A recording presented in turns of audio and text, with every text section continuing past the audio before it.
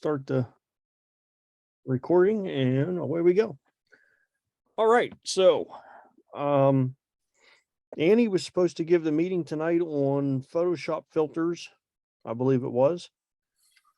I am in no way, shape, or form prepared to give that meeting. Had I known she wasn't going to be here, I would have been, because I've done nothing today at work but watch YouTube videos. I could have been watching YouTube videos about Photoshop filters today if I'd have known she wasn't going to be here tonight. Well, So, two things. I don't think that she remembered that she was supposed to give it. Second thing is during work today is when they called her. It was just an hour or so ago. I think I don't know, Marty, she probably told you too. So I don't remember when. I mean, it's okay. And I understand that, but it still would have been nice even an hour ago. Yeah, even an hour ago, I could have prepared a little bit more. Yeah. Instead of doing some other things I was doing, but it is what it is. So whatever. We do have Rob on here. He's going to talk about his camera. He's going to give us a little bit of information about his digital mirrorless camera. And we got Jim on. He's going to give us some news. Marty's on. Marty's doing the tips and tricks tonight. And I could do 2 videos if it makes it longer instead of just the one. It doesn't matter to me. We can figure out what we're doing from there. So with that being said, who wants to go first? Jim, go. Jim, go. I was going to say Marty, go. Okay, Jim will go. I beat you. Give me a second. Okay. Jim's Well, going to hey, go. Brian, just to before we start, I got a couple of just items to share. Okay, go right ahead. The first one is I put out an email, I guess that was earlier this week. The Westmoreland Land Trust is having a visitors days next weekend at their Schwartz Farm property. And we're looking for some volunteer photographers. So I've heard from 2 members so far, Carl and Bob, and I think I'm going to be able to get out there as well. But if anyone else is interested, the more the merrier. The idea is to basically just photograph the event. It's like we've done in the past. It's the people, places, and things that the Westmoreland Land Trust can use after the fact for their social media marketing purposes. Hey, Jim. Yeah. You can sign me up for that. I've been wanting to go to some of these different things, but they keep getting rained out. Like, for example, this is the zoo trip coming up. There's 80% chance of rain on Saturday and 40% on Sunday. Yep. There's a perfect example of what the heck to do. You know, I want to go, but if it's going to be raining, and it's more of a trouble to dodge rain than it is to focus on taking pictures. And so what I want to do is sign up for the trust to take pictures with the rest of you. I want to join in on that, preferably on whatever day. That's a 2-day activity too, isn't it? It is. You can go either day and you don't have to be there the entire day. Okay. Come and go as you please. Okay. Well, you know, I prefer to bump shoulders with other Westmoreland Photography Society photographers. You know, I like membership. I like to be there with members. Something, you know, it makes it better from, you know, I like it better that way. If not, I can go solo too. If everybody went on one day and I went on another, that wouldn't make any difference either. It's just that if we knew that there were going to be a number of us there, you know, we could spread out and take pictures of different things that we want to cover for them. Yeah. Rex, I can't tell you which day I'm going to be going, to be honest with you. Okay. I've got an email from Bob, and he did tell me a day. Hold on for a second here. And Carl, I don't know if you knew what day you were going to be there or not. Probably Saturday. Oh, shoot. I have both days on the calendar, but I'm planning on being there Saturday. There's nothing else on my schedule at this point. Bob said he was going to be there on the 9th, which, to be honest, That's Sunday. is that Sunday? So that's all I can tell you at this point, Rex. Okay. Well, I just like to be around familiar faces, somebody to talk to, Sure. you know, bump shoulders with. Yep. Easy for you to if- say. All right. Well, thanks for What did you say, volunteering. Carl? What did you say, Carl? It was easy for you to say. Bump shoulders? Be around the rest of us. Huh? I'll catch up with that later. Oh, okay. Just pull your leg. Okay. I'll shut myself off here. And Bob DeJesus, unfortunately, is not here in the call, but I'll compliment him anyway. The Land Trust had contacted me before I went on our Canadian trip, and they wanted a photographer.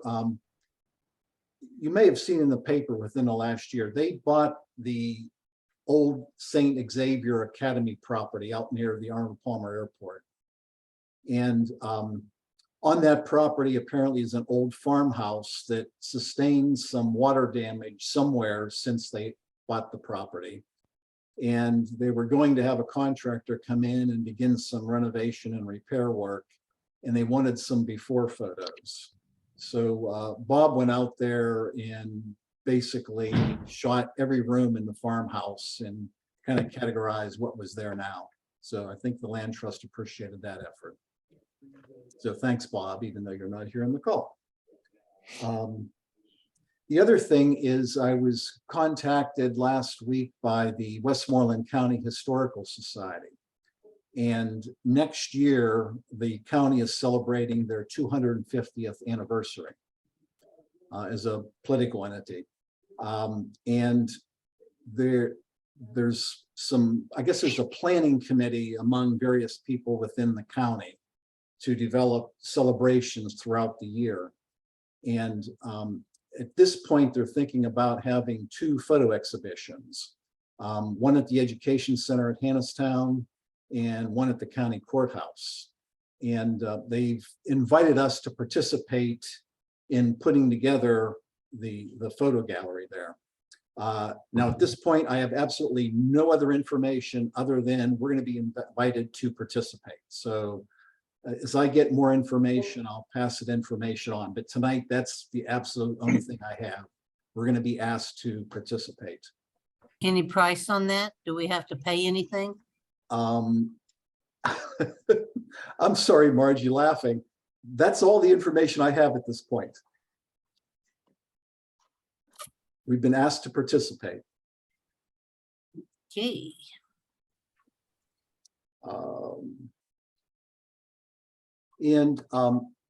I think maybe it was 2 months ago, I gave a presentation at the SWIG meeting on Luminar AI and Luminar Neo. And I can remember there was a lot of discussion, and Rob in particular, I recall you asking the question, and I think Margie might have asked the question as well. Well, which one should I be using?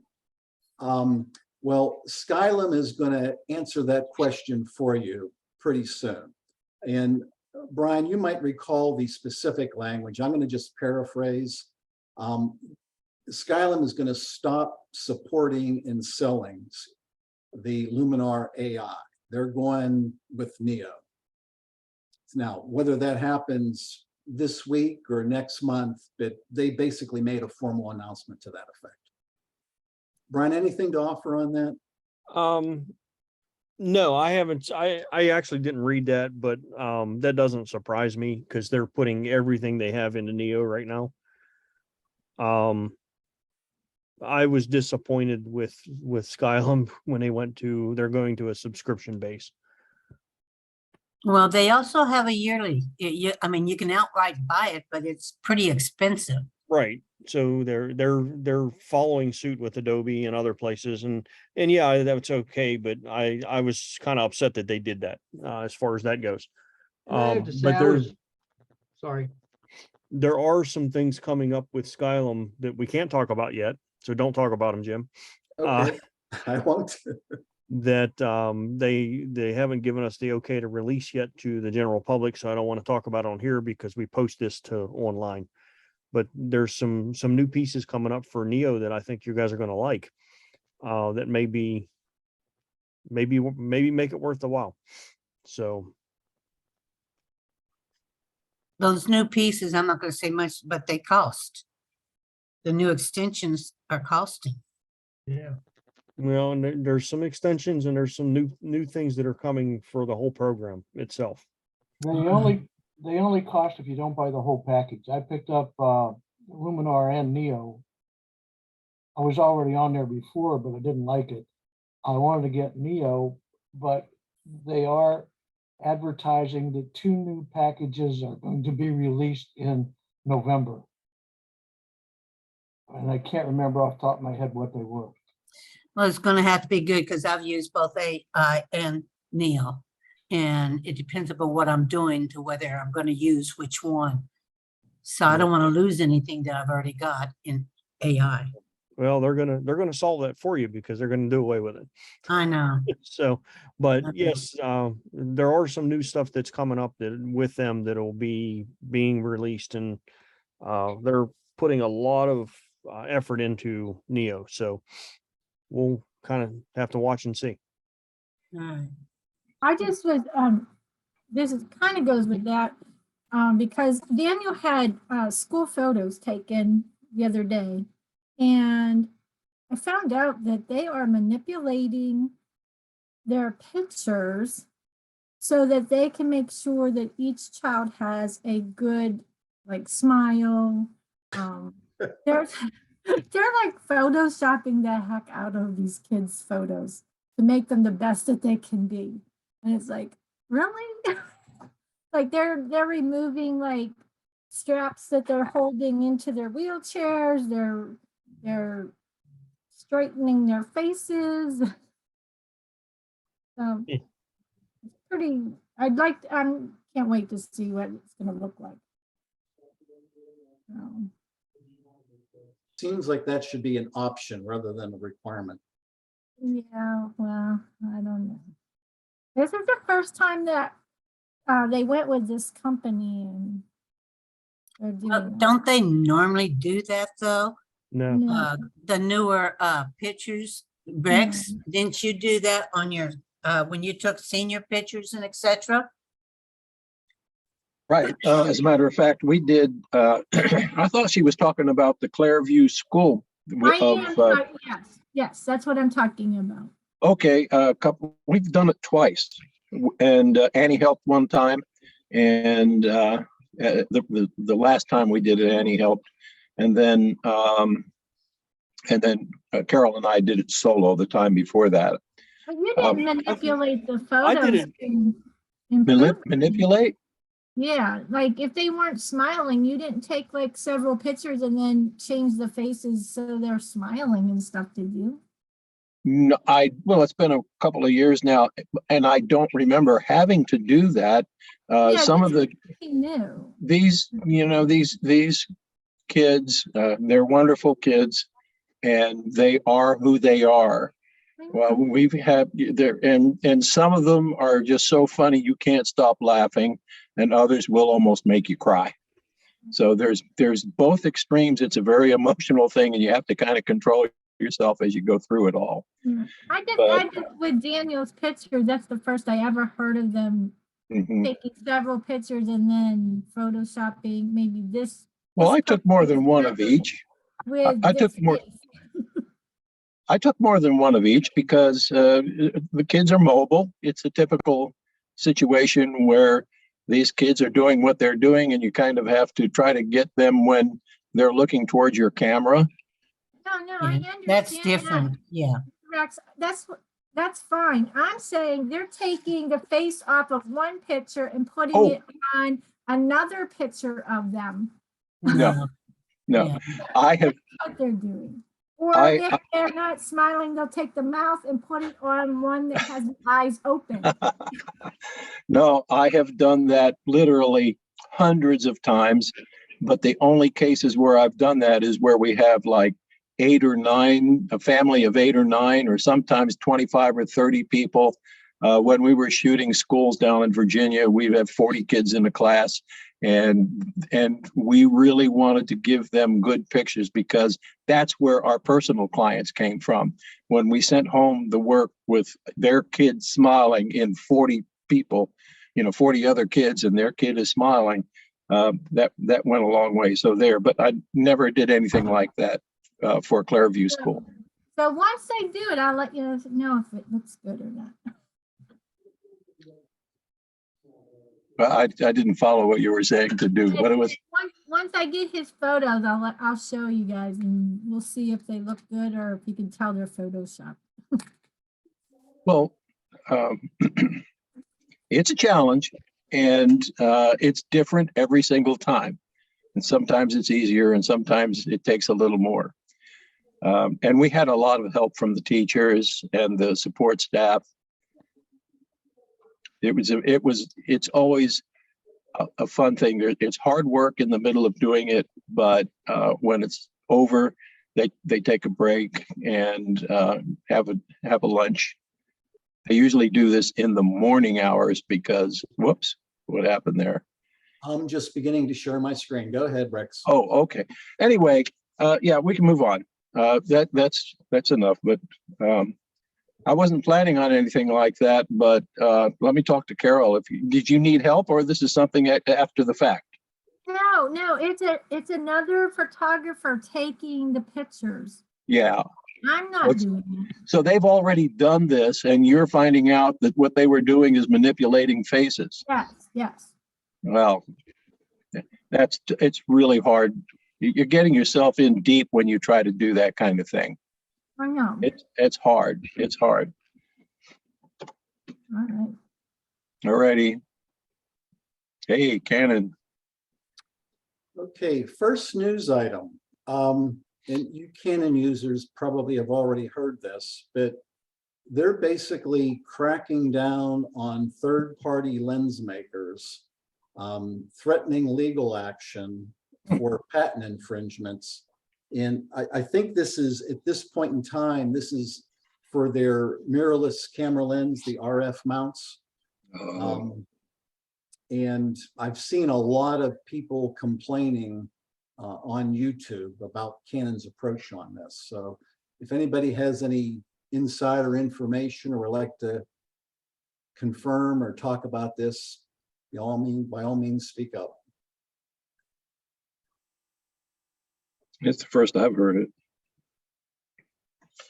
Although patent infringements are something that has gone on for 100 years in the world of photography and cameras and lenses. Well, apparently in this case, Canon has scared, Viltrox was the company they started with this. But apparently the third parties are bowing, I think, to Canon's wishes at this point in time. And the solution would be licensing agreements between them. And at least so far that hasn't been done. So at least for the near term, it sounds like Canon wants to go alone with lens require or for providing lens for their mirrorless RF mount cameras. Mm-hmm. Well, also part of the thing with patent infringement, if you knowingly infringe on a patent, you have to pay treble damages. If you don't knowingly, then it's single damages. So by them telling the world we're going to start enforcing our patents, nobody can stand up in a court and say, I didn't know about it. So they're on the hook for potential treble damages, which is going to be a real deterrent for them trying to do something. And you're right, the next step would be licensing, but that puts Canon in the driver's seat as well. So smart business move for them, not a good move for us Canon shooters. Yeah. Okay, Brian, I put this up at your request, so you can chime in with particular information. Hasselblad's coming out with the new medium format mirrorless camera. And Brian, there was no pricing information on it, but the fact that it's a Hasselblad, I assume it's very expensive. But the couple of features that I did notice in just reviewing it, not surprisingly, a huge sensor. It's going to give you 100 megapixel photos. So you have to increase your computer storage, if nothing else. The other thing that was interesting about it, there was some complaints that this only increased the cost more than it had to be, is it has a built-in, mind you, 1 terabyte SSD drive for photo storage, which I thought was kind of interesting. If any other cameras are doing that, I guess I haven't heard about it, but I thought that sounded unusual. And the other thing, and those of you who have historical knowledge on old time cameras, maybe this is kind of a back to the future type situation. The camera itself won't have a shutter. They're going to use leaf shutters on the lens that you use with the camera. So I thought that was interesting. Ryan, you got anything else to add to that? Well, I do. I had 2 of them. I had what they call the 500Cs, 2 500Cs, and one lens was the 80 millimeter planar, and the other was 250 millimeter planar. But 250 millimeters on a 2 1/4 square is not like 250 on a 35 millimeter camera or a DSLR. It's quite a bit different. And all of those lenses had shutters built in to the lens. Rex, is there some advantage to that, or? In the way they were designed, I think it was really the only way you could do it when you were going to have interchangeable backs, if you know what I mean, because the back, there's 2 shutters. There's a shutter that you had a dark slide so that you could remove the back. Then that's what it was. There was a dark slide so that the backs could be removed without exposing the film at the film plane. And then when you put that in, you had to pull that out. And there were 2 cranks. It wasn't a back shutter. What it was you had to caulk the lens and then caulk the shutter. That's way old. Now, this has got to be a lot slicker than what I'm talking about, okay? Because it uses, you're not interchanging anything. You've got a sensor inside there that's there for the life of the camera, unless they decide something even better. But that was the reason that the shutter needed to be in the lens so that all of the shutter speed controls. That's another thing. Now that the shutter is in the lens, they probably have electronic connection to it so that you're still making your exposure manipulations on the body, even though the shutter is in the lens. I'm going to guess that.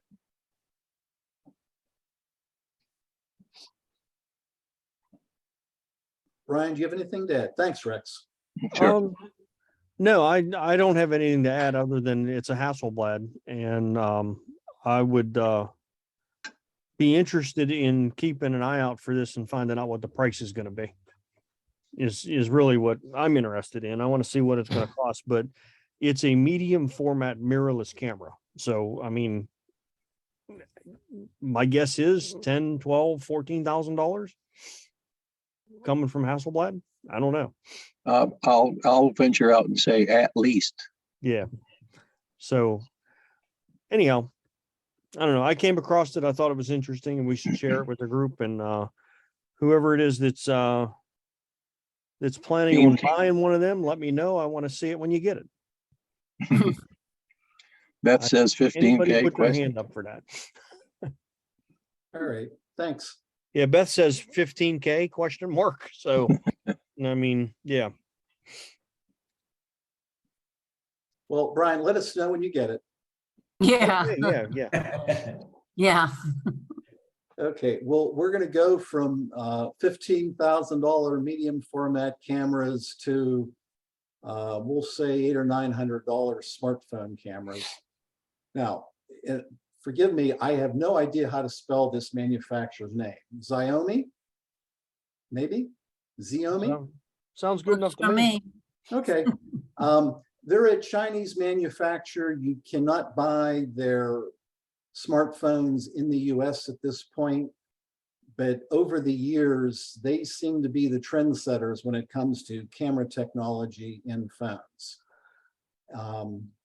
And in this, and again, I brought this up even though you can't buy it because, you know, I think it's a sign of things to come for other manufacturers when you start seeing some of these technologies being applied elsewhere. So this particular camera comes with a 1-inch sensor. And you can see Leica is on the camera body here. It's not a Leica lens from what I understand, but they're using Leica software technology to process the photos from the camera. And just to give you a couple of items that are available. So 1-inch sensor, it has 3 lenses. There's a 50 megapixel, the 23 millimeter equivalent, full frame equivalent lens. And then there's a 48 megapixel, 120 millimeter equivalent telephoto lens with an optical zoom, a 5 times optical zoom. And again, I think that's another thing that we're not seeing a whole lot in cameras today that are available to you and I is the optical zooms to that amount. And then there's a 48 megapixel ultra wide 13 millimeter equivalent lens. So I think it's interesting, the size of the sensor and the size of the images as well is kind of interesting. Whether it's a trendsetter for US manufacturers or not, who knows? And speaking of US manufacturers, Apple's coming out with their iPhone 14 and 14 Plus. And since I don't have an Apple, I can't comment on whether any of these changes are significant. They're claiming that there's improvements in their camera technology. And the ones they mention in particular, and I'm not sure if it's both the 14 and the 14 Plus, but at least one of the two, and something tells me it is both of them because it's just the size of the phone that I think is really different. There's 3 of them. 3, what are you saying? Aren't there 3 of them? There's also the Pro Max Plus. Yeah, there's a 14 Pro. Oh, okay. Yeah. All right. So the Pro has a little bit more stuff going on with the camera than the other 2 do, but Right. they've made a big improvement on their 14 and their 14 Plus. Yes. Apparently, they're going with a slightly larger sensor, and they stressed in this article a lot about improved low light performance. And they're retailing for $800 and $900 each. So those of you who feel compelled to go out and get a new Apple each year, go for it. Tell us about it. Oh, the other thing I see here is the aperture is a little wider, and which apparently is helping with the low light performance. I'm not sure what the old one was. It was probably 2 point something or another. This is a 1.9 aperture. Hey, DL left a link there. That camera was, the Hasselblad is $81.99 Oh, that's cheap. for the body. Yeah. It is pretty cheap. Beats 15. Yeah, I suppose it does. How much are the lenses? Yeah, the lenses are $10,000 a piece, but the camera's only $8,100. Well, Jim, as far as going back to the iPhone, they have done a lot of work for low light. They've put a lot of information into that. So I will let you know when I get mine. I haven't got it yet, but I will be before long, and I'll let you know how that's working out. All right. Which one did you get? Whenever I get one, I will be getting the Pro Max. I just Okay. haven't ordered it yet. Well, shoot, they're so far back ordered. I've been trying to get it for the last couple of weeks. They're in store now. Because I went and looked at one actually, and the macro part of it's pretty good. I was comparing it with my phone. There's less grain when you zoom in. That's nice. There was what? There's less grain when you zoom in, and like when you're doing macro, it's nicer. Yeah. But I'm not ready to move up quite yet. I'm kind of waiting. I might go with the 15 when it comes out. My boss has one already. I've looked it over. It's pretty nice. But he didn't let me like take it outside and take pictures with it or anything like that. So, but when I get it, I'll let you know. Right. So we've had previous discussions, let me get back up here, about AI image generators. And these are the ones where you basically type in text to describe what you want your image to look like, and it generates it. So there's several of these that are available. This DALL-E, I signed up an account today just to kind of, and I didn't have a chance to play with it, to be honest with you, but I did open up an account. It's Yeah. just in a second here, I'll just show you something that I did, which is kind of stupid, but so it was hard for me to understand the pricing on this thing. It was free to open up an account, and supposedly I've been given 50 free credits. And although I couldn't find a place where it described it, I think a credit is you go online and you tell it to generate an image that costs you a credit, if you will. So for your first month as a member, you get 50 free credits. So I believe that means you can generate 50 images. And then thereafter, you get 15 free credits a month. What I could not find is if you want to go beyond 15 credits a month, how much does a credit cost you? And I didn't look long, but it wasn't obvious on their website. But anyway, if you want to play a game here, just for the hell of it, who wants to describe an AI image to me? And I'll type it in here and we'll generate one. Open it up. Oh, come on. Give me a second. Floating on clouds. What on clouds? Floating. That's floating. Okay, floating clouds. Floating on cloud. On clouds. What do you want floating on a cloud? Flowers. Flowers floating on a cloud. You can add more detail if you want. Colors, what type of flower? Let's just see what it does. Okay, anybody want to add to Linda's description there? No, let's do that. Okay, we'll see what happens. I did turtles singing on a piano earlier today. Why I thought of that, I have no idea. So, I just tossed a prompt in the chat. Copy that and paste that in. Yeah. So this did it for me as well. It generated 4. Now, the other thing you can do apparently, and I've not had time to play with this, you can upload a real photo and ask that photo then be AI manipulated, however you want to describe it text-wise. That is what I needed to know. And if we do that, can we use those photos? Yes. Well, Margie, let's wait for the next article here I'm about to review. Can you use that photo for what? Contest, Anything you want gallery to. shots. As long as you've paid for an account with them, you can use it for whatever you want.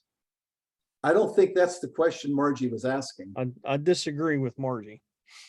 Or I disagree that you can use it for, Galleries, contests.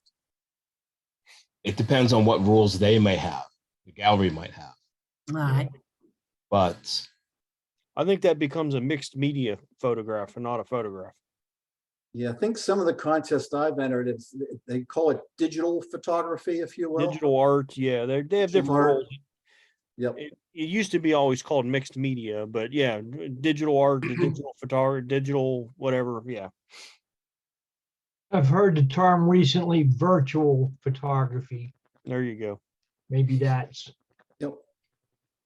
So anyway, if you just want to play with it, it's free to use. Just do a search on DALL-E, DALL-E. And all they ask is your email, and I think they want a telephone number for verification. The one thing that they did discuss in the article is, again, there's 3 or 4 companies at least that are doing this now. DALL-E is trying to implement some type of user constraints to keep people from creating virtual, let's say pornography as an example, or some type of, we'll call it racist or hate related type artwork. So they are attempting to control what people can actually create using their technology. yeah, it's all with the prompts. They're just filtering the inputs. So anyway, some of you may find it an interesting toy to play with. Now, kind of getting to Margie's comment, actually saw this article first. This guy won first place at a state fair using that technique. He created this quote piece of art using an image generator, and I read through the article. It didn't seem to indicate whether the fair judges knew what it was or not. But when this guy found out he won, he kind of bragged about it online and got all kinds of terrible feedback from people that were really upset that he was able to win a photo contest using something like this.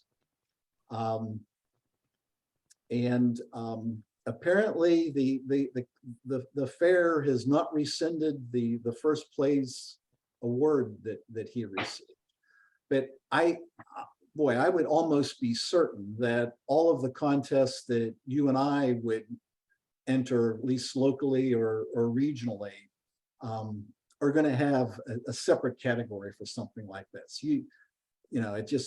This is But they will have a obviously an category. A example lot of of fairs. apples and oranges. Yeah, a lot of fairs may have, or a lot of places we enter may have a category for it, is what you're saying. Well, if they don't now, they will. Yeah. Well, if you look at the ribbon, it says fine art. So that's pretty broad. Yes, it is. It doesn't Well- specifically say it's a photo. Well, that's true, Marty, but by the same token, for instance, a lot of the work you do, I would consider fine art, if you will. Yes, I would too. Okay. But you're starting with a photo and you're doing the work on it. What this guy did was tell a computer to create that image, Mhm. and the computer created it. A lot of art things, there's fine gray areas. To me, this is black and white in my mind, but I think everybody probably looks at it differently too. Well, that's what I said. If we upload our photo and then we use the A1 on it, it would still be our photo added to the A1 using it. Correct? I mean, if I uploaded Trixie, my dog, and I said dog on cloud, and I, used Trixie as the dog on the cloud. If you look at the photo, that image, there's a lot of detail in there that he had to think about what he wanted to put in that picture, photo, whatever you want to Yeah. call it. Actually, that's not true because all it takes is a line of text to create something like that. Well, It's a lot of AI work. does a lot of work.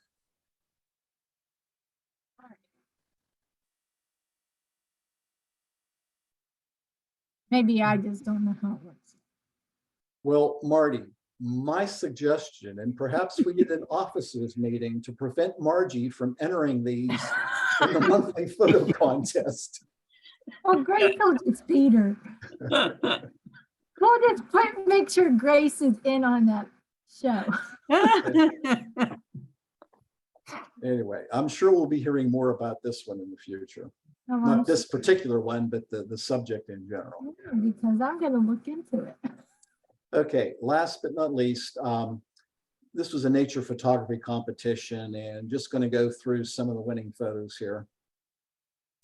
That's a whale carcass at the top that the shark is going around. Interesting. Why this is the overall winner, I'm not quite sure, but I guess it's nice.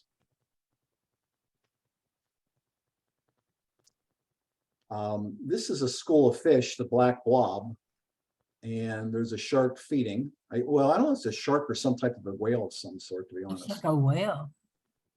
I don't know. I'm always amazed on the fact that someone was in a position to actually take a photo like that. Yeah, Yeah. me too. I think that's a whale shark from the spots. Okay, thank you, Carl. I'm thinking I don't want to be the person on the other side of that fishbowl. Oh, I didn't, actually, you know what? I just saw that there. I didn't notice that before. Looks like he or she is next. Yes. Also, I wanted to mention the soft, large area in front of the whale looks like a shark. It looks like his mouth on the left side. Isn't it maybe just a blurred No, picture of these- a shark? this- Yeah, right there. This is more, this is covering the body. This is fish in front of the, what type of whale did you say that was, Carl? It is a shark. It is a whale shark, Whale shark. Okay. and it is eating. Yeah, Yeah, that's those, that actually those are is a just shark fish in there. the foreground, Rex. Yeah, okay. That's the mouth up here. Yeah, Right, but it but- does look like a shark. Yeah, the mouth is in the position that you find it in a shark. And if it's a blurred picture, that might account for some of the area where the nose is being sort of fuzzed. Because if you look way back to the right, there's a large tail back there. Rex, I'm sorry, I'm not sure what you're trying to tell me. Okay, well, the lower right-hand area, there's, It looks like a tail. That yeah, looks- and yeah, the okay, tail, Rex, Rex, I'm the- sorry. So this is the mouth here, and it's Mhm. inhaling, if you will. no, below that. No, the mouth is further down. Well, Right No. there. That's the mouth. No. No, No, that's more fish. that's fish in the foreground. It's opening its huge mouth and inhaling this whole glob of fish here. Okay, Okay, let's move on. all right. Yeah, Okay. So I wouldn't want to be the photographer taking that photo unless it was a really long lens.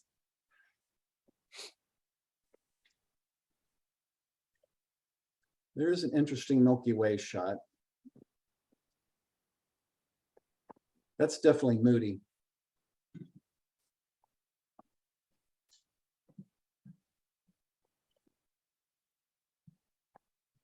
Another Milky Way.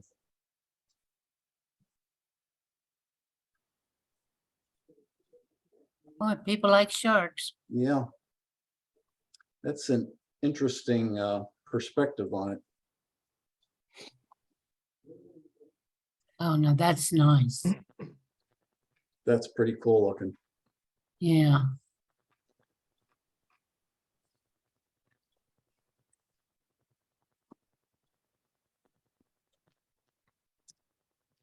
That's a And bat, and I don't know what the light streak is there associated with it. I love bats. They're so cute.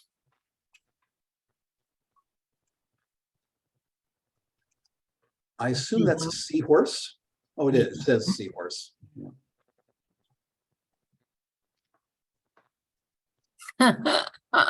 Sleeping dragon. That's kind of cool. Octopus. Boy, that's a really stunning shot there. Something got his tail. Yeah. And some more fishies. And this is obviously more focused on undersea photography, but it is pretty amazing. Yeah. I actually hadn't looked at this one before. Those are so at first glance it looks like clouds. It's obviously not. It must be the surf breaking. Yep. And some more fishies. Oh my God, That's so something sad. stuck in a fence, something snagged. Don't know what it is. Looks like feet. Yep. Sad. Landing on Mars. Okay. I'm not sure where they got that photo from. Oh God, she's cold. That person looks like they were at the top of the world.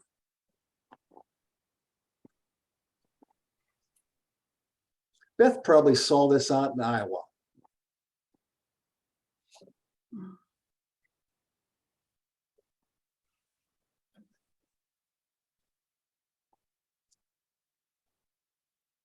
Tomb. Okay. To be honest, I don't know what I'm looking at there. It's attractive looking.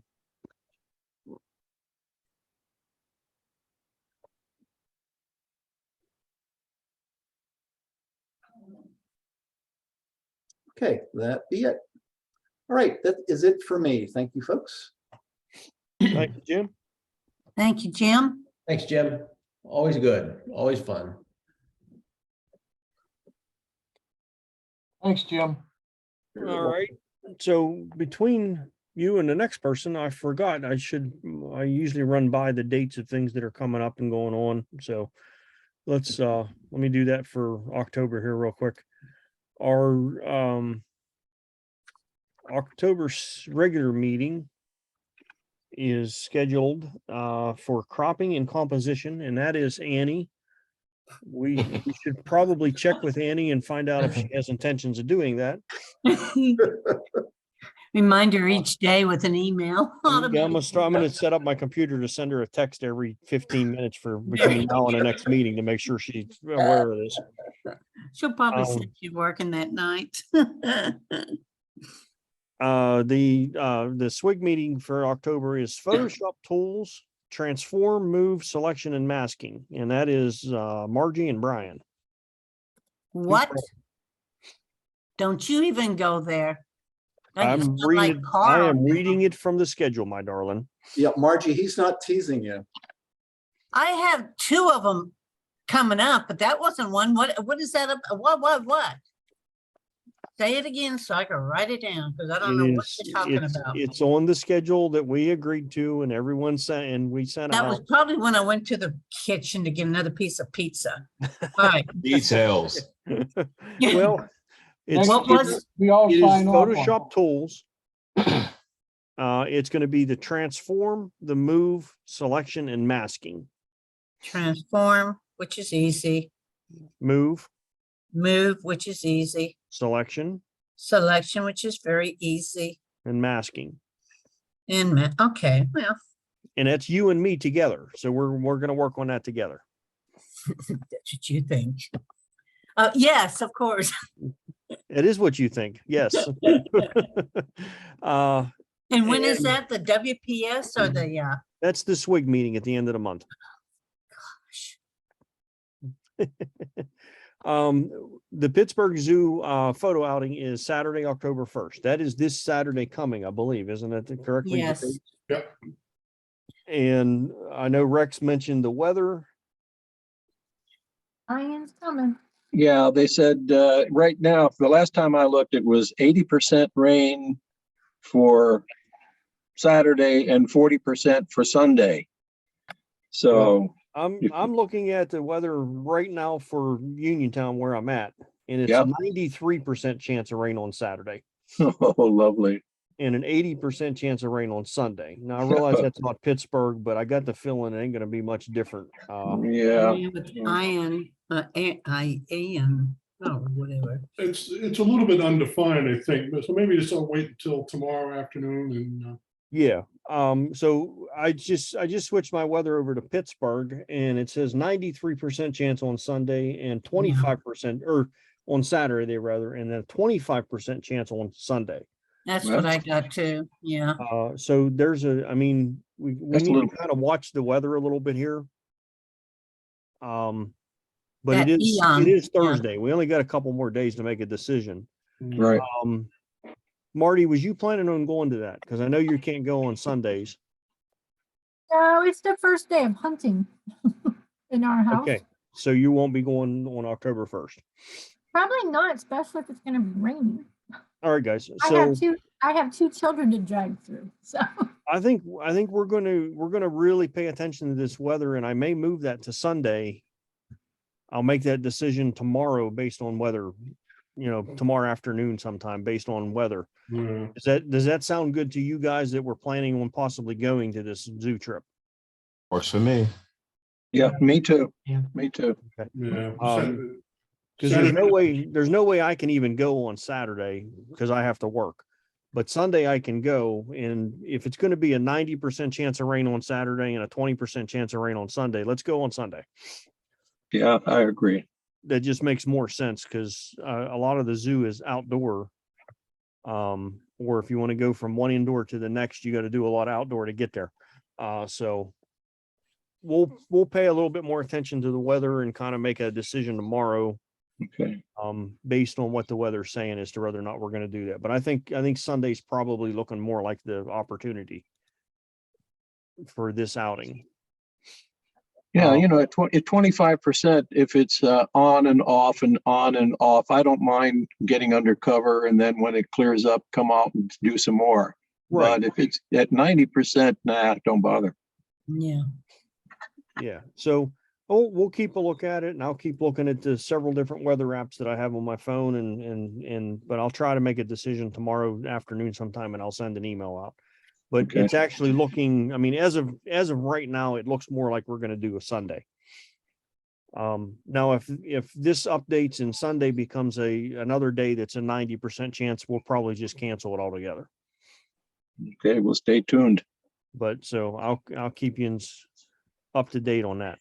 Now, the next thing in October is October 22nd. We have a picnic scheduled in Ohiopyle. At the temperatures are changing, it may be in the 4 or 5 feet of snow by October 22nd. I don't know. Yeah. Where would you have it in Ohio Pile? Yeah, geographic grid coordinates on that one. Jim, did we do a pavilion for Ohiopyle, or are we doing just was It's we a planning on? pavilion. And I say, did you reserve one, or are we Yes. just doing you reserved one? Okay, so yes, we have a reserved pavilion, and we'll put that information out as to which one it'll be in. You could It's send good. that to me. Jim, that would be great. So I know Jim did the reserve. So once when he finds that email, he'll ship it out or let us know. yep, I But will anyhow, do that's the end of October. So I mean, we got some time before that happens. Margie, in November you have the food photography props. Yeah. In Okay. December, I have something. So that's when I said I had no idea about this transform and all this other Yeah, junk. okay. Well, we're keeping you busy. Hey, Brian, I'm sorry, to go back to the picnic, do you want me to just prepare and send out a constant contact email for the picnic? Yeah, that's fine. All right. That's fine. And then kick the information over to Marty as well. That way she can put it in a newsletter. Yep. Thank you. All right. Those are the couple things that I wanted to mention. I have a couple of things. Okay. Feel free to, Mention them? now she's going to tell me that she's not available for the October, I'm not. SWIG meeting. I'm not doing anything. Yeah. Okay. October the 20th, we're going to be meeting. It's called the Talk About. We're going to be meeting at IHOP, 7:00. And we're just going to sit around and socialize, get to know each other. If you have Bringing something, prints. I'm sorry, what, Dennis?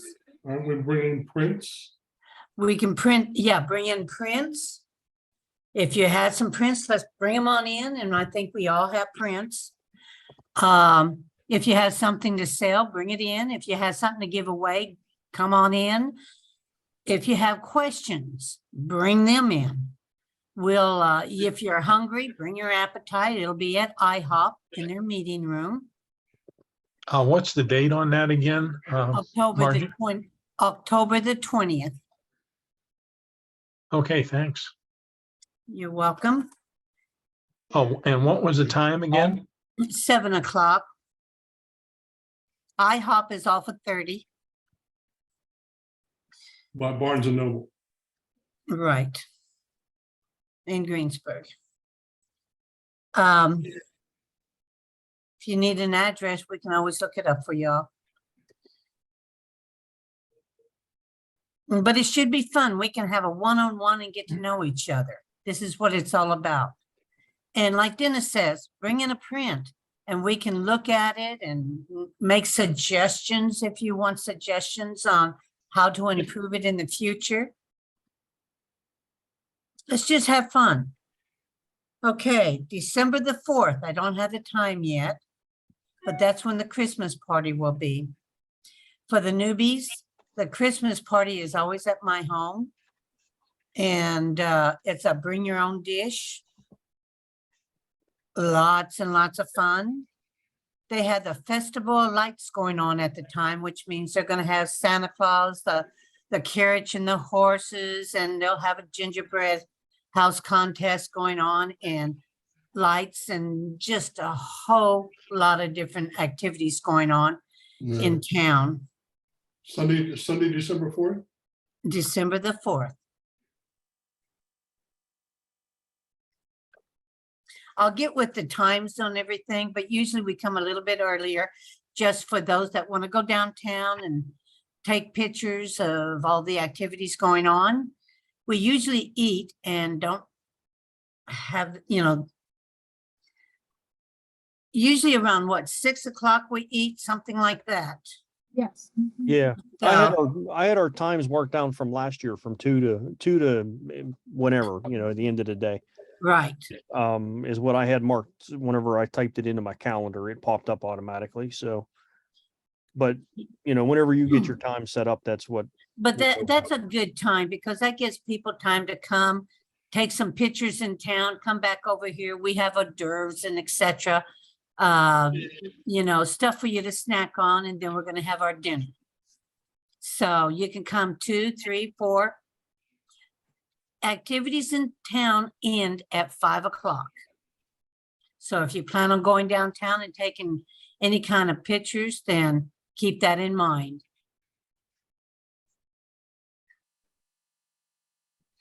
We usually have a contest. I haven't talked to Brian about this yet or not, but we still may have for those that want to take pictures and post them.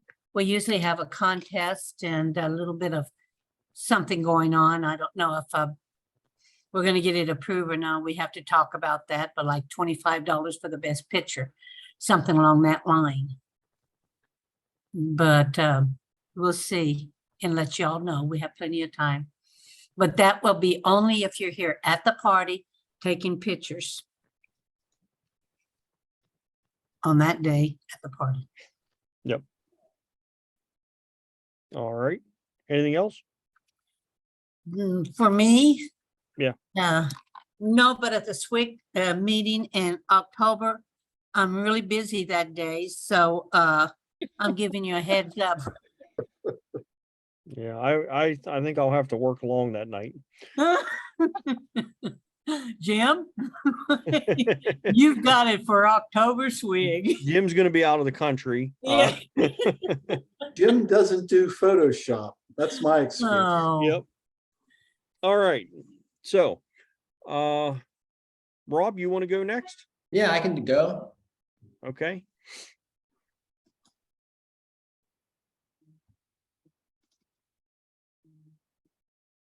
Did my screen come through? Can you see Yes. it? Yep. Okay. Okay, what I'm going to talk about is my switch from the Canon 6D Mark II to the Canon R6. So I want to talk first in general, just mirrorless versus the SLR camera, give you some pluses and minuses that from my perspective, and then a couple slides on some of the neat stuff that I found on the Canon R6, because the decision to upgrade wasn't just to go to mirrorless. There was also some neat features to this camera that I thought were unique and worth upgrading to.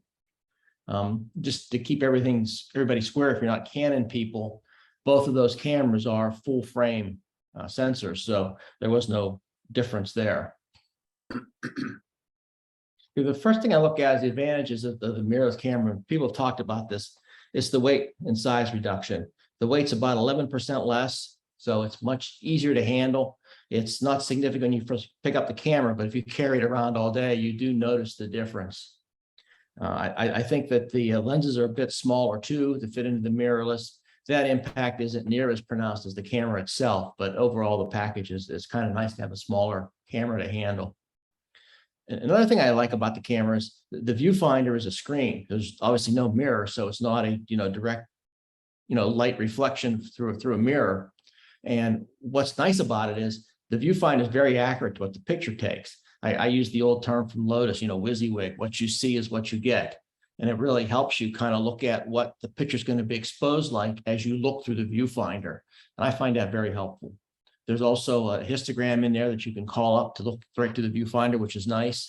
And also there's a real-time depth of field. You can get an idea of what your depth of field looks like in there where you couldn't before in the viewfinder. So all those are very positive things from a perspective of the mirrorless camera. Now, for me, on the new camera, I find the ISO, the 6400, to come up pretty good. Obviously, you don't want to shoot there, but it's nice to know you can if you have to. I even found the 12,800 ISO kind of workable. Not great, but I mean, in a pinch, it would be okay. But the real high numbers on that camera, 51.2 to 204,800, I don't think they're usable at all. It's just very typical of the cameras. They always have ISO numbers at the upper end that really don't deliver a picture that's worth taking. What else I liked about it was the lens adapter works very well to back fit the EF lenses, which is the standard Canon mount. And the lens works well. And what helps it work well is there's no glass in the adapter. It's just a space adapter to make sure the lens has the proper distance, the focal distance from where the back of the lens is to the actual sensor. So it's a nice little, it's not an inexpensive adapter, but it works very well. And there's no, at least I haven't found any distortion of my EF lenses that I'm using on the mirrorless camera. I like the fact that, without the mirror flipping up in there, the shutter is smoother and it's also faster. And I think that with the camera I have, and I'll show this when I talk about the camera specifically, but if you use the new super fast SD cards, this camera will do about 21 frames a second, which is very fast and much, much faster than the Canon 6D. I also like the fact that the same battery is used in this camera as Canon's used in their 35mm cameras for many, many years. So all those old cameras you have sitting around, or all those old batteries you have sitting around, can work in the new camera. And then as we'll talk about battery life here in a minute, you'll know that that's an important thing. And finally, this is a unique thing on these cameras. There's an extra ring on the camera lens. And that extra ring, if you have a zoom lens, you got the zoom ring, you've got the ring for focus, and there's a third ring on it that you can manually set to anything you want.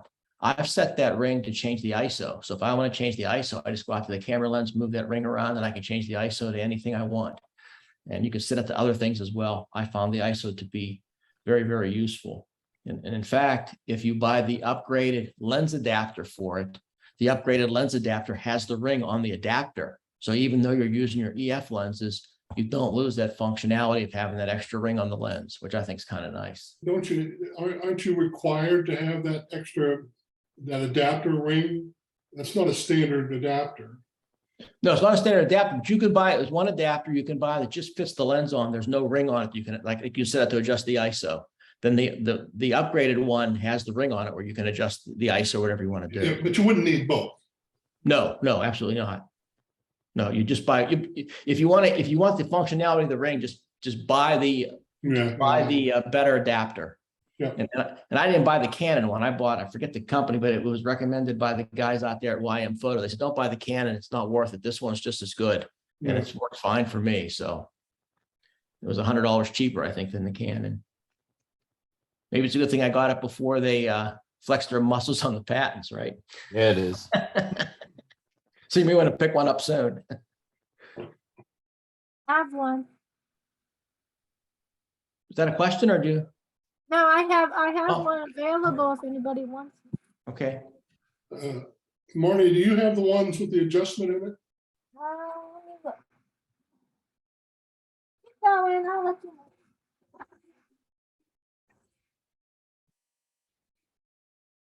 No, it's not. But it is a Canon one. So you don't have the adjustment. Oh, we can talk about that later.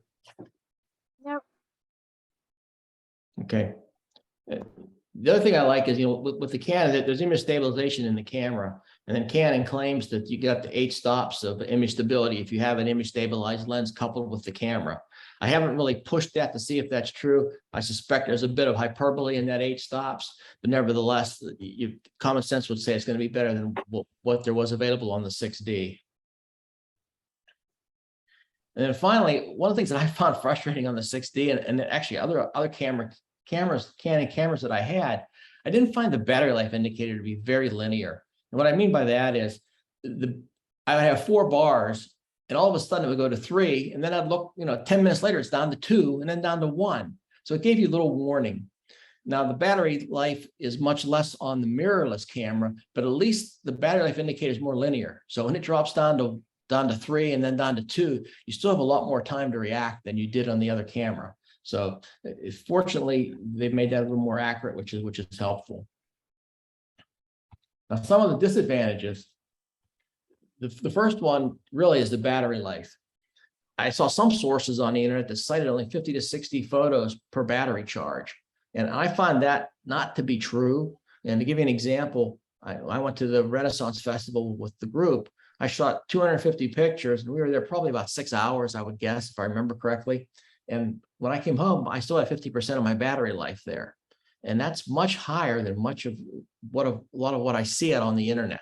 So I don't know if I'm just lucky or what it is, but I don't seem to have the same problem. Now, granted, my other camera probably wouldn't have budged off 4 bars for that type of shooting, but this one went down to half power. Do you use the viewfinder or the rear screen? I use the viewfinder. Yeah, me too. Yeah.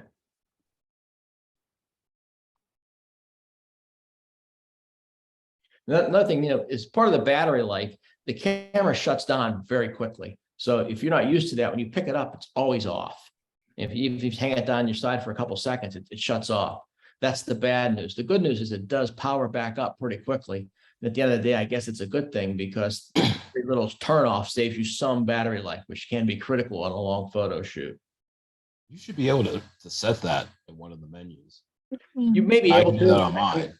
I've been through the menus. I'm talking about the default setting here because I did set a lot in my menus, but that's not one thing that I fooled with. And I don't remember if it's in there or not. Yeah, it's in there. It is. Yes. But I figured, why fool with it? Somebody studied it and had a time in there that they thought was reasonable to extend the battery life. And unless it was causing me problems, I was going to let it go. And I've really have seen no problems because, like I said, the camera does turn back on very quickly. I think with all those settings, as long as you're comfortable with it, It works Yeah. with your workflow, you're fine. Yep, exactly. Good point. Now, here, then the viewfinder is a screen. If you remember, that was an advantage, but here I got it as a disadvantage. And here's why. Well, it's great when you're shooting outside and you can see the picture very close to what the image is going to be captured on your sensor. When you're shooting in low light situations with a flash, it's kind of a disaster. You can't see anything. It's black. So you either got to, open up the exposure setting so you can see it and then shut it back down and take the picture. So it's a little frustrating, and I haven't shot a lot of flash pictures with it yet. So I haven't really figured out a good workflow for it, but I do know that a couple of times I did it, I was pretty disappointed at how difficult it was to see something through the viewfinder. Hey, Rob, obviously my Fuji's gonna have different features than your Canon, but my Fuji has a setting that is changeable to either show your, as you called it, the what you see is what you get. Mhm. But you can also change that so that the viewfinder does light up dark scenes so you can see what it is you're pointing the camera at. Maybe there may be something in the menus on Canon. I'm going to look for that. But as these things go, it's always just one more thing to fumble with in the camera to turn the setting, and something I tend to forget because I don't do that much back and forth. So I can't remember how to set it. But Yeah, I don't remember seeing anything on it may be in there. I have no idea. I mean, I went through the menus exhaustively when I bought the camera, but I don't remember all the details. I mean, there's so many things you can do in there. that. I don't remember seeing Now, one of the things about this camera is there's only two screens. There's the viewfinder and the camera back. There is no screen at the top of the camera. That didn't bother me. It bothered me at first, but I've really gotten used to it. I don't miss it at all. And I want to make a note here that the R5, which is the higher pixel version of the R6, that does have a top screen, but the R6 does not. And what do you mean top screen, Rob? When you look down at the camera, when you look down where the on-off button and where the flash shoe is, there's a little screen there on my old Canon that had things like, shutter speed and everything was right there you could get to. Yeah, that's not, I guess screen may be misleading because it's not a screen where you're seeing the picture. It's a screen of information, right?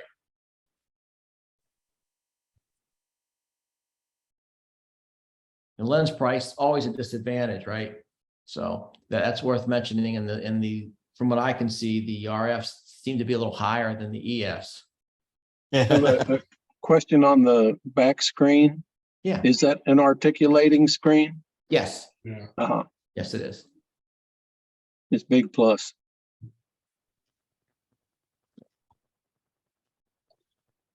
Yeah, and I even had on here, this is before your comments, Jim, very limited, third-party options. I do prefer using the new lenses versus the ones on the adapter. And one of the main reasons is, and this gets a little, it's just something I get used to. I mentioned that third ring that's useful to set for any custom function that you want. On the actual lenses, it's at the very end of the lens. So it's very easy to get to when you have an RF lens. But when you have it on the adapter, the ring's on the adapter. So the ring's all the way in by the camera. You got to kind of get used to it. And you find yourself forgetting and reaching out and changing the focus instead of changing that ring. So it's something else to get used If to. you're feeling that the new lenses deliver better optical performance, can you tell the difference with a photo taken with a new lens versus the same thing in the old lens? I think I'm getting better pictures, but I'm not quite sure if it's the lens or the fact that the camera is capturing things faster and the focus is better. So I'm having a little trouble with that. But I know those things are better, but I think definitely overall I'm getting better pictures. I think the lenses were a little bit better. Yeah. Well, everybody says they're better, but nobody says, here, look, here's A versus B. And you can see in B, it's better. And the things cost a fortune. Yeah. They do. They do.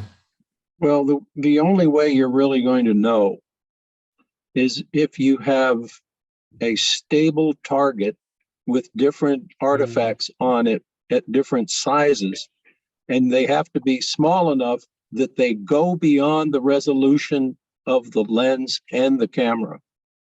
That by camera, I mean the sensor's ability to resolve and the lenses. That's the only way you know. And then when you go back and compare them, you can see which ones gives out first. And that usually requires being on a tripod, firmly mounted. The light needs to be the same. The focus distance needs to be the same. In this case, the ISO needs to be the same. Everything needs to be the same, so you get the scientific way of doing things, one variable. In this case, the first variable is a different lens, a different camera. Well, I mean, a different lens and camera, and yeah, 2 cameras, 2 lenses. Yeah, that's a good point. Even your point about having something that's in the picture that neither camera can resolve, because you got to figure out where the point is. One's resolving better than the others, and if everything's resolved, you can't make that judgment. That's a good Right. comment. It's got to be an artifact that is smaller. I don't know if anybody remembers what the U.S. Air Force bar target looks like. It's sets of bars that are large. I mean, they're like 1 foot by 1 foot by 1 foot, and they're in sets, usually in sets of 3, 4, 5, and then they keep getting smaller and smaller and smaller until they're smaller than the print you're looking at on your iPhone. That way, when you compare them, and you need to take more than one picture, because believe it or not, you're going to get a vibration. You have to use a shutter speed that's high enough so that you have a stable camera. And then you need to shoot like at least 5 or 6, so that just looking at what came from one camera begins to give you an idea of where it goes out, because those micro vibrations are actually going to cause a blur in the target. So I didn't know I'd be going that far down this rabbit hole, but that's what you have to do in order to be able to say this lens is sharper than this lens, because you did the control test. And if you have to do that, it doesn't matter. If you've gone that far, it's good to know, but does it really affect what you're trying to do? Does it justify $3,500 for a lens? I just think of it as long as the pictures look sharp to me, I'm happy. I'm happy. Yeah, you have to be the judge. Yeah, very, very true. Okay. There's always going to be another lens that's sharp. Always. Okay. Now, what I did here was just to get more specific into the R6 versus the 6D. I wanted to kind of throw these out there and show you what I went through when I bought the camera. I kind of show with the arrows where the advantage is, and the 6D was an advantage because it had a larger sensor and it had the smaller pixels. So those obviously are pluses in the factor of that camera. Now, there was an option to go to the R5, which was $1,000 more than the R6. But I did some research on it, and a lot of places, including Ken Rockwell, said that you're better off buying the R5 because the R6 wasn't, or buying the R6 because the R5 wasn't that much different. And for the price difference, you can buy one of the high price lenses in a kit, which is what I ended up doing. But if you look at this, I'm real happy with a lot of things about the camera. The frames per second, as I mentioned before, significantly higher. The autofocus points are off the table versus what the 6D had. And if you looked at the 6D, those autofocus points didn't really go the full size of the viewfinder. They were kind of clustered in the middle, more in the middle than I would like, but I just didn't think it was a good overall coverage. And that's certainly not an issue with the R6. The R6 also had eye focus detection, which I find very useful when shooting both the animal photography and people. It helps you get the focus on the right eye, which is very helpful. There's also something called flexible priority in here, and I'm going to cover that in a minute. I think this is really neat, and I want to give you some more details on that. And I also, when I get a camera, I kind of fool around with the pictures and look at where I consider my ISO max, just in case I need to take something in low light or something that don't have a lot of light. So what I do is I look at it, and I think my ISO max for the R6 was up a little bit. I'm up to 6,400 versus 32 with the 6D. So that's always helpful. And then the dimensions and the weights I covered before.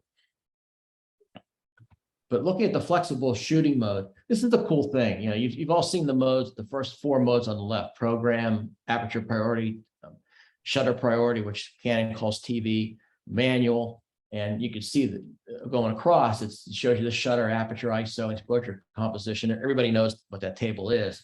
But the flexible one is interesting because you can, when you're in the flexible mode, you can go to auto or manual for each of those settings at any time. So after you train yourself to use this flexible setting, like I worked on it, I never go into manual or any of those other settings anymore. There's no need to. And I'll show you how it works. If you look in the viewfinder, the left side shows you the viewfinder. You can see the shutter speed, the aperture, the exposure compensation, and the ISO going from left to right at the bottom of the picture on the left. Right? If you can see this or not here. But and how you do it is you set the camera right here on this FV setting.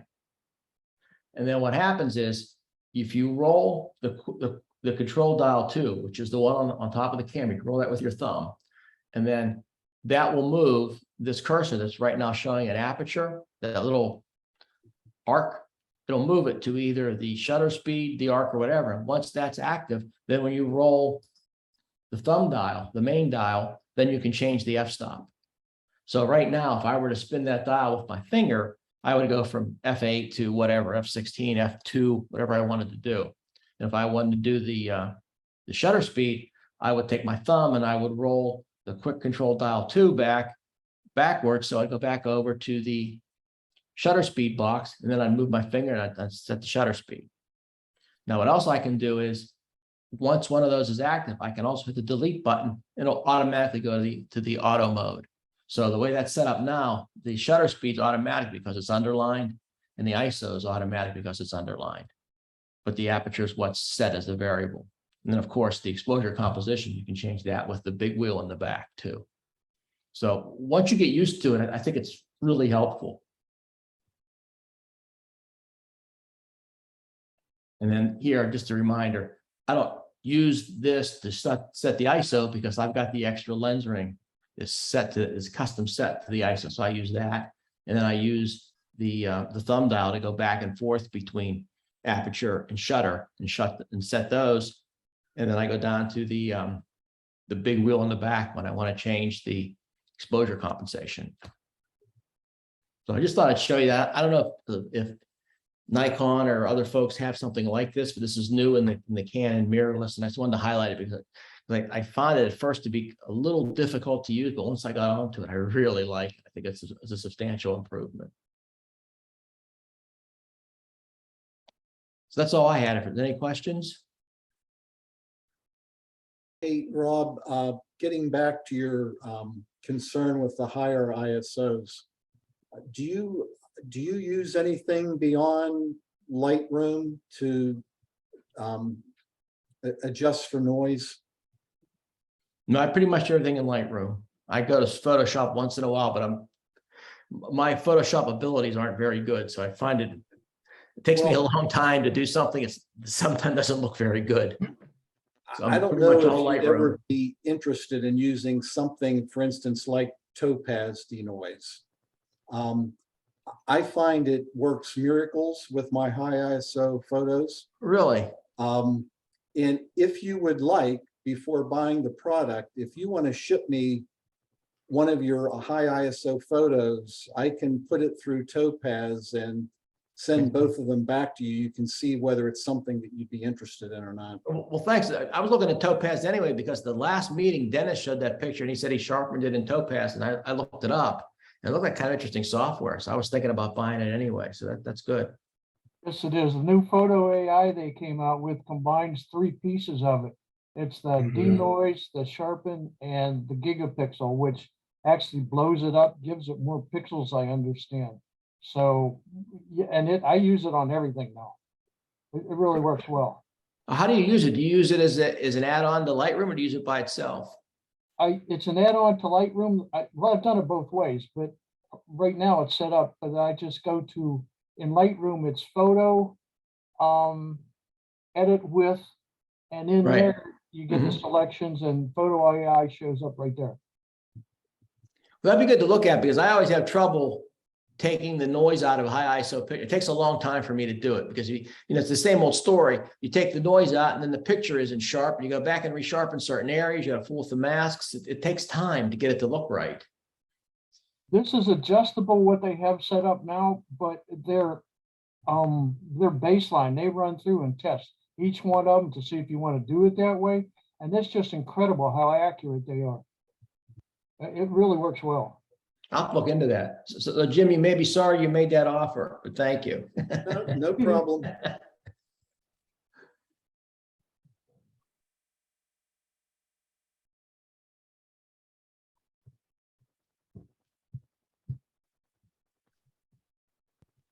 Okay, Rob, thank you. You're welcome. My pleasure. Thank you, Rob.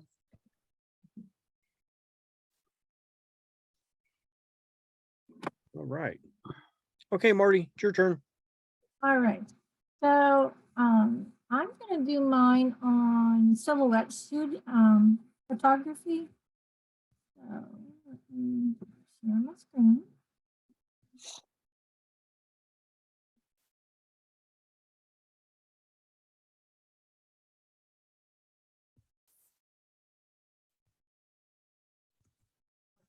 Did it work? Yep, Oh, I think. well, maybe not. My screen just went. The screen is sharing, but my screen is black.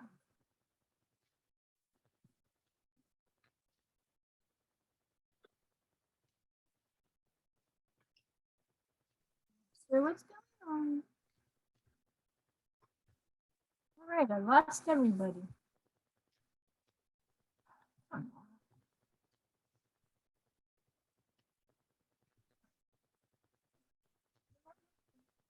Sorry, my screen is frozen and black. You need to shut it down and restart it. Well, I've stopped sharing for a second. Hold on. I don't know what's going on.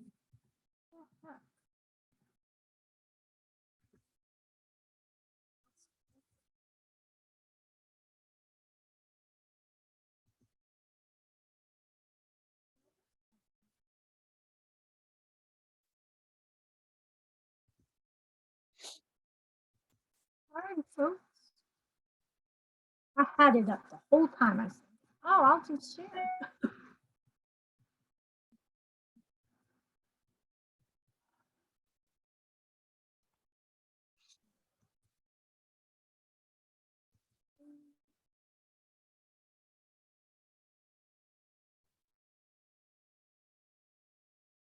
Is it just a video, Marty? Don't ask me what one it is, 'cause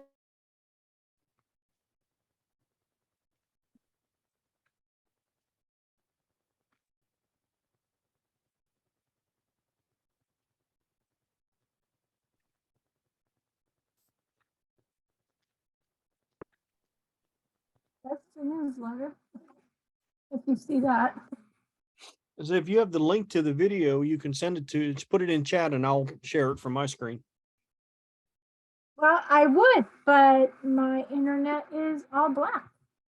Oh, So I can't even give you the link. Do you remember what it was called?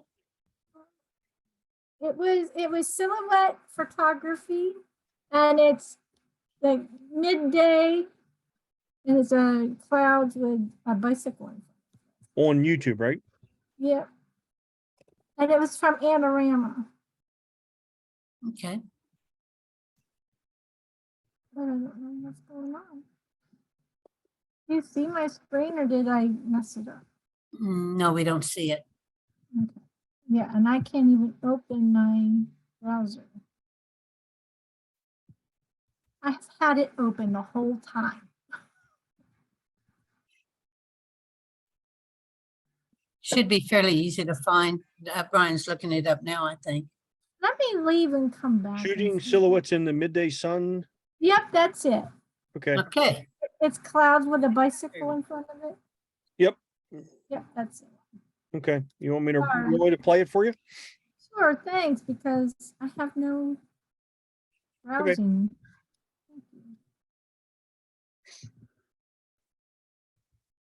Okay, you guys see my screen now? Yes, You see That's- the, Yeah, that's the one. Thank you. Okay. yes. and play. I show you how to shoot silhouettes on location in the middle of the day. Hello, I'm Gavin Hoey and you're watching Adorama TV, brought to you by Adorama, the camera store that's got everything for us photographers. And today we're going to do a shoot on location, and it's a little bit different. It's going to be a silhouette shoot. Now, for silhouettes, the key word is contrast. And the easiest way to get lots of contrast on location is to shoot at either end of the day. So early in the morning, if you're a morning person, I'm not, or at the end of the day with a lovely sunset. However, it's not always possible to do that, and today is one of those days. It is in fact early afternoon. The sun is right overhead. It's not ideal for shooting silhouettes, but we're going to do it anyway. So let's get a model in, let's get shooting. So my location today is the Gatwick Aviation Museum, which is a wonderful place for photography, but even more wonderfully, we've got Kerry, who's going to be the model for this. So first thing to do is to find some shade. So you want your subject, your model, to be in the deepest shade you can and have a nice bright background. Now ideally that would mean shooting into the sun, but the sun is right overhead, so that's not really a possibility. So I've got Kerry and I've got her standing pretty much on the edge of this line of shade, and then I'm going to shoot over in that direction, and that's going to be my background. Okay, let's take a shot like this and see what the camera does.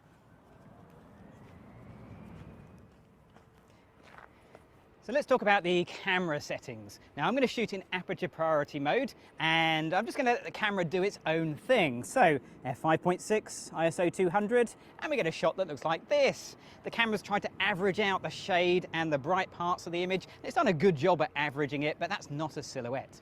Now to start to take control of the camera settings, I'm going to use the exposure compensation, the little plus minus button, and I'm going to change it to -1 exposure compensation.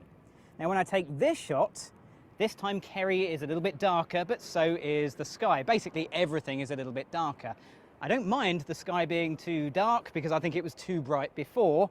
So with that in mind, what if I use -2? Well, -2 will be even darker still. Again, the sky is darker, but now Kerry is that much darker as well. And now we're starting to get into the territory of a good silhouette.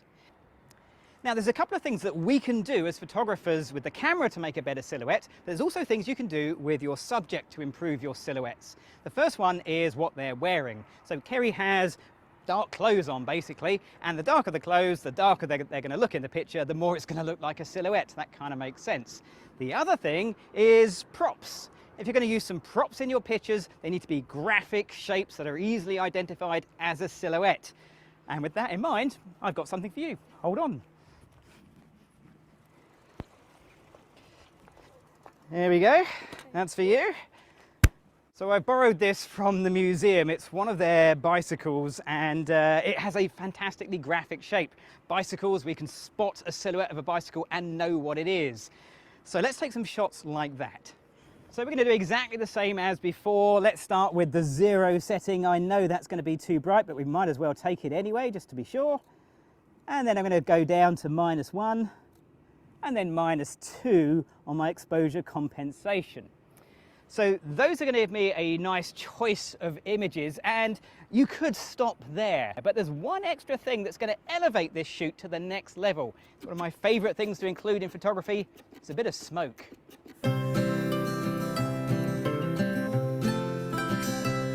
So we've got Sam putting some smoke in behind Kerry, and this works really nicely. Again, I'm going to use my exposure compensation to try and bag a few shots.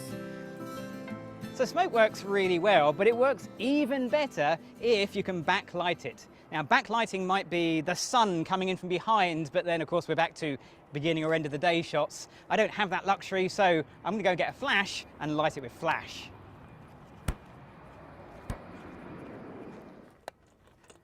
So I've got my flash, I'm going to point it at the back of Kerry, facing where I'm shooting from, and just a little way behind, something like that. Let's turn it on, and let's take some shots like this. So I've got to trigger the flash somehow, and to do it, I'm using the Flashpoint Zoom Mini O. O for Olympus, which is the camera I'm using here. And the reason I'm using this trigger is it'll allow me to do high-speed sync. So I've switched from aperture priority to manual mode, and I've dialed in settings that are giving me 2 stops under exposure for the ambient light. Now that's around about 4,000th of a second at f4. It looks like this without smoke, but of course it's the smoke that makes all the difference, so let's add some smoke into the scene and we'll take some more pictures.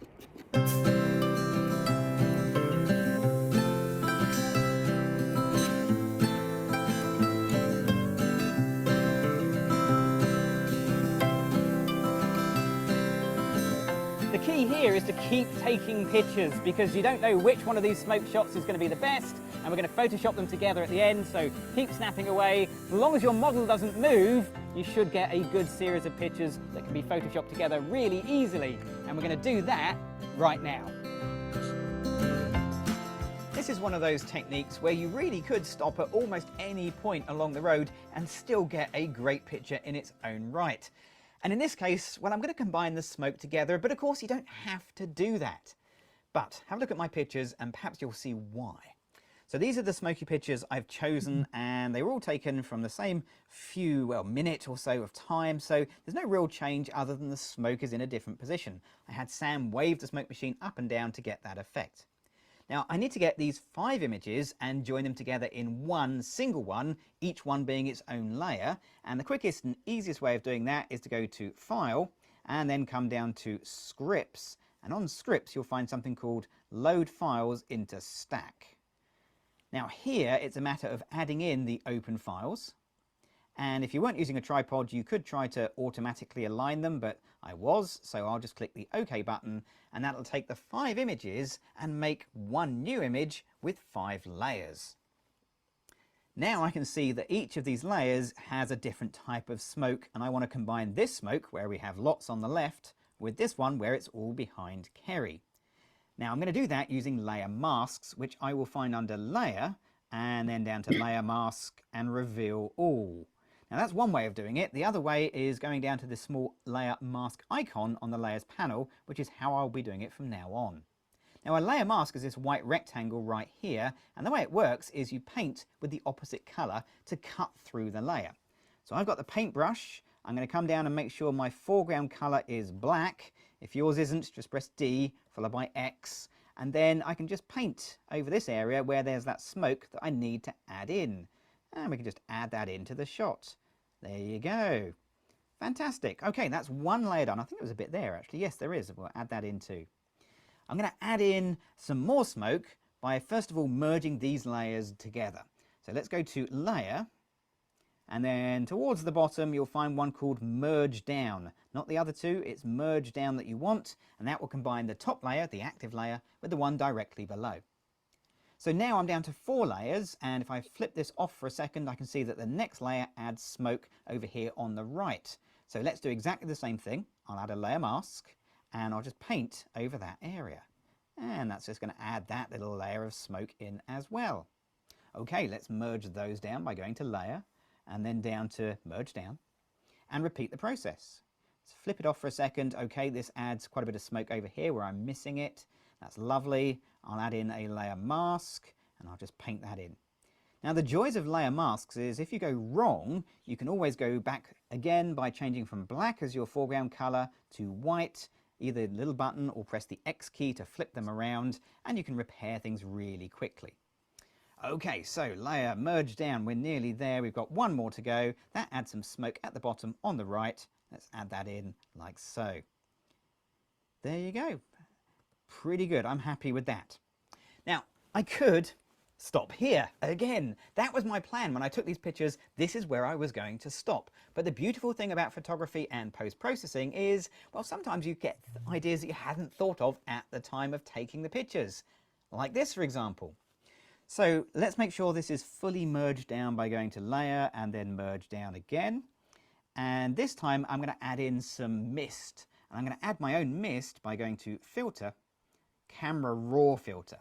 So you need to be in Photoshop CC or Lightroom CC, and when you do, you go to the effects option, and here you'll find something called dehaze, which is designed for cutting through smoke and haze, and it actually looks quite good. But if you go into a negative direction, you're going to add in some smoke, or at least haze, of your own. And I think that adds that misty morning feel at the Aviation Museum. I really like that, and with a few other adjustments, there it is. My final picture is completed. Well, that was a great fun shoot to do, and getting a silhouette in the middle of the day sounds like it might be a challenge, and it was. That's all part of the fun of photography. Now, if you've enjoyed this video, please leave me a comment below. But more importantly, if you've enjoyed it, don't forget to click on the subscribe button. I'm Gavin Hoey. Thanks for watching. Woo! Oh. Thank you, Brian. Yes. I said thank you. Oh, okay. That was interesting. Well, I thought so. I mean, it's easier to do like the silhouettes in the morning or in the evening, like you said, but Yeah. I don't always have that option to be out then. So I found that very interesting that you could do that.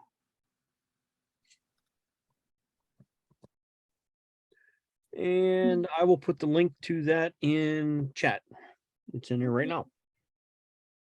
And of course, that'll be in the description when we go to YouTube. Yeah. All right. Well, thank you, Marty. Oh, thank you. Thank you, Jim. Thank you, Rob. I show you how to shoot silhouettes on location in the middle of the day. Is that you playing, Marty? I don't know what it did. That was actually me. Sorry about that. I clicked on the link and it started to play. Oh, okay. Sorry about that. My internet, I mean, my browser is still black, so I don't know what. I thought maybe it was Marty getting it to actually play now. I wanted to save it in my bookmarks and I started to play. So sorry about that. What could cause Marty's computer display to go black? I don't know. Oh, A lot of times if you're trying to stream like we're doing right now and you go to that, if your internet speed isn't up to power, it will do that. well, now I just closed it out and redid it, and now I have a browser. That, Yep. Browsers crash everywhere. Yeah. All right, guys. Well, Well, you lucked out, didn't you, Brian? what do you mean lucked out? You don't have to do a presentation. I told you right at the beginning I wasn't. I did one last time. I wanted to show some photos of it. Let me see. Now if I Yeah. got it.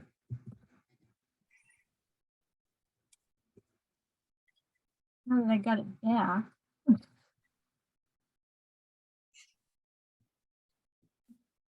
Okay.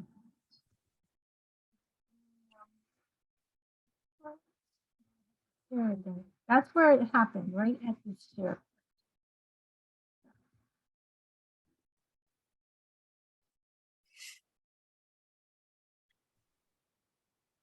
Does it work? There you go. There you go. I don't know what I did, but I'm not gonna fix it. All right, find it. Oh, well, we're gonna see a little, I guess.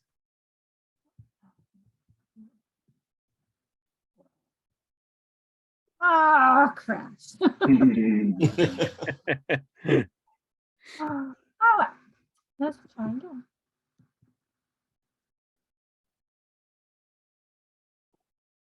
How many times I can crash this thing? Never mind. There's some good shots right there. I mean, those are some Yeah, real they are. nice silhouettes. I know, I was trying to make them bigger though. Oh, No, that's all right. no. That's all right. Hey, if we can at least see them. It's crashing. Hold on. All right, I'm just gonna scroll down. There we go. That's right. We'll take what we can get. While you get to, okay, there they are. So they're kind of cool. This is not how I wanted to present this, okay? That's Okay. all right. It still looks great. I like that, the one with the dog on the left-hand side Oh, yeah. in the water. That's a nice one. This Yeah. one here. Yep. Mhm. I also liked, oh, didn't come up. Let's try these. She's getting adventurous. She's gonna click on something. I know. This is more of that fine art stuff, so.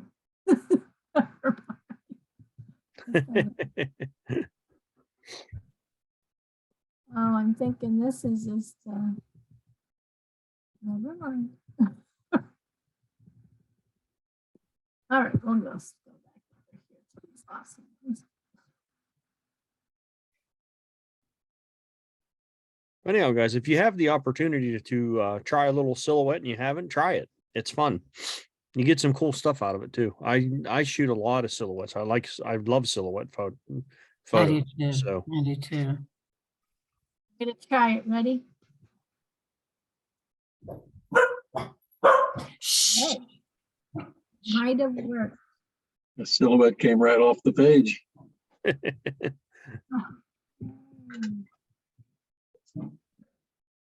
What I wanted to do. Oh, well, there's some bird ones.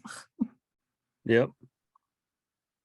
I think this should be a Station Saturday thing. There you go. These silhouettes, they're fun. They look fun. When is the next station Saturday? Yeah, I don't know yet. Okay. Probably when it warms up, Mhm. or it'll be an indoor station Saturday. And that might be a little bit harder to do silhouettes. But I saw that they did a one flash silhouette video. Oh, let me see. And I was gonna share that one too. It's the one with the balloons. I'm gonna try it. Ready? Oh. All right. I'm not doing anything today.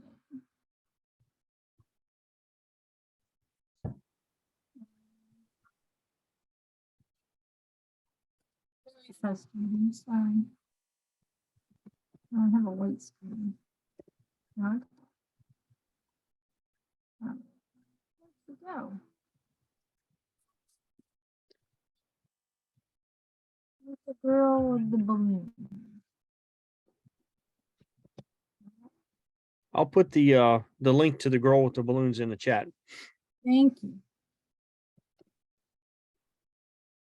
Yeah, because As I Marty think just crashed her screen again. I know it is. Sorry. Anyhow, I It's- put that link to it in the chat. That is for the, as Marty said, the girl with the balloons. And it's called it's a one light silhouette. And it's an Adorama one as well. No. All right, guys. Well, again, I'll send an email out tomorrow saying when we're going to the zoo, but it's kind of looking like it's going to be a Sunday deal with the weather the way it looks. So how many people was planning on going if the weather works out for us on Sunday? I will, for sure. I'll go Saturday. More than I likely, can't make yeah. it- I can't make it on Sunday, Brian. I have something else You going can't on. either. All right. Well, like I said, Saturday, the weather's looking pretty bad Yeah. as far as like as of Yeah. right now, but we don't know what that's going to do, how it's Yeah. going to pan out. So we'll see. I put a link to a short movie like Gary Winogrand, who was a noted street photographer in the early 20th century, into Reddit. And it's worth a watch. I don't know, it's 10, 15 minutes. Is If it you in have, the- worth a watch if you have a chance. Is it in the chat? No, I put it on Reddit. Oh, on Reddit. Okay. All right. So if you're on Reddit, check that out. If you're not on Reddit, get on Reddit. Yeah. And let me know. I'll get you in our group there. I think all you guys are already on there. So All right, well, that brings us right to just about the end here. Oh, there, okay. The don't forget about the talk about. And don't forget about Saturday or Sunday, whenever that is, whatever day we're doing that. And Margie, most importantly, don't forget that you're doing the SWIG meeting next month. Doesn't make sense. None of it. All right, guys. I can't think of anything else right offhand. Yeah, see, Hey, I missed something. What was talk about? Talk Talk about about- is the meeting at the IHOP. Oh, That's the all name right. of it. October of the a- 20th. Yeah, instead of a walkabout, it's going to be a talk about. Okay. yeah, bring a print or two to share. Or a Yeah. laptop with photos on it to share. Mhm. Yeah, bring something to share. If you got also as Margie and I, or I'm sorry, Margie and I talked about, and I think she mentioned it. If you got something you want to sell, like some photography equipment or something you're trying to get rid of, you want to show it to the group and see if anyone's interested in it, feel free to bring that along too. Or if you have a new piece of camera equipment, And bring you it wanna- along. Yeah, you want to show it, bring it. So that kind of stuff. Just, Yeah. it'll be kind of an informal get together where we can sit around and BS and enjoy some company, take a look at some pictures and all that kind of stuff. So, all right.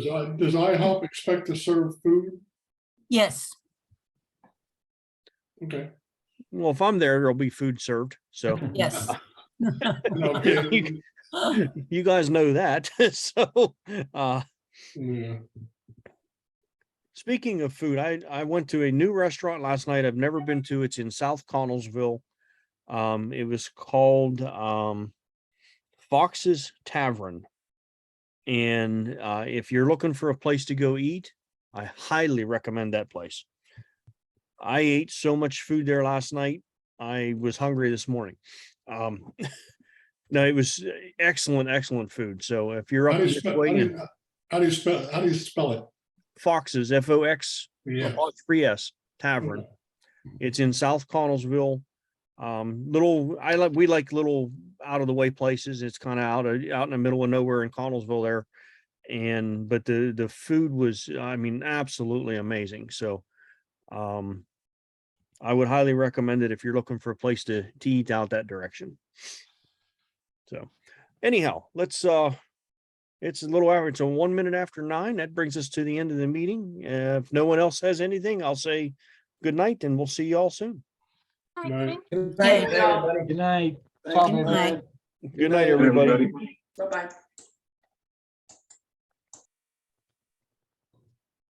Where's the button?